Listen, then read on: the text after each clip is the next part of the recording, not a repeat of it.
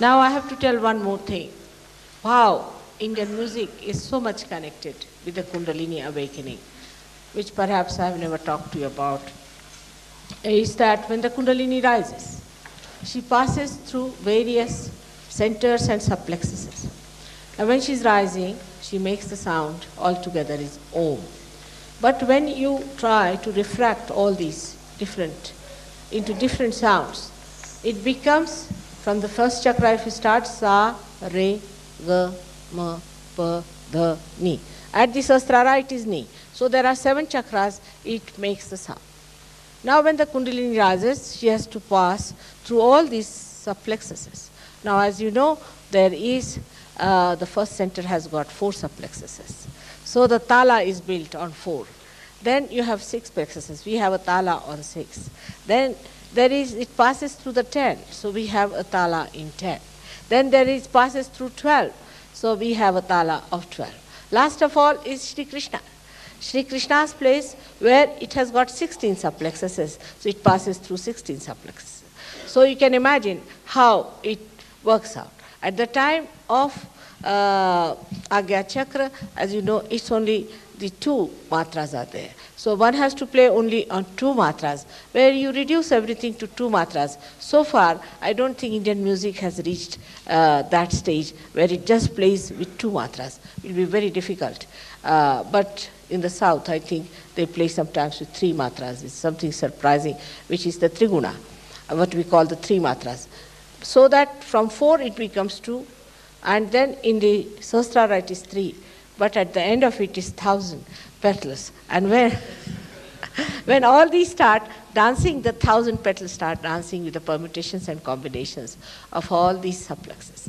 So it is so woven into the classical music, the whole awakening of the Kundalini, of which perhaps the modern artist may not be aware of.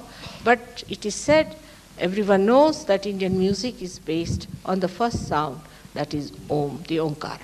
So this is how all these talas are based, and that's why you are so overjoyed.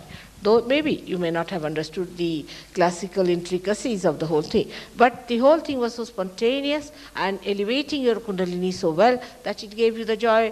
Ultimately, after all, what you have to have, the joy and not the intellectual analysis of it. So the whole thing, the sum total of it was tremendous joy, and we have to thank all of them for that. May God bless you.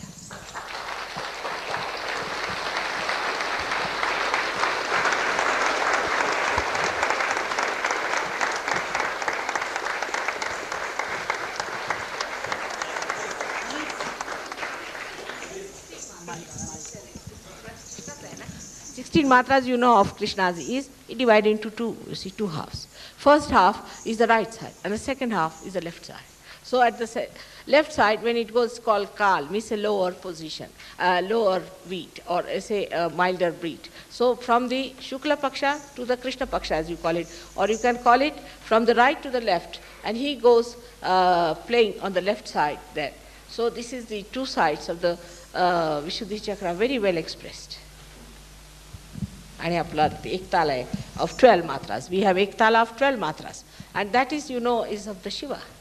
Shiva has got 12 subplexuses, and that's how it is the 12 matras, and it's very, ek tala is a very solid thing, like din, din, and sometimes they play it so slowly that between the 2 there's a big gap, and that's how Shiva's work is. So it's all very, very symbolic. Gradually you will evolve into it, and you will see to it how Indian music is built around the basic primordial music. May God bless you.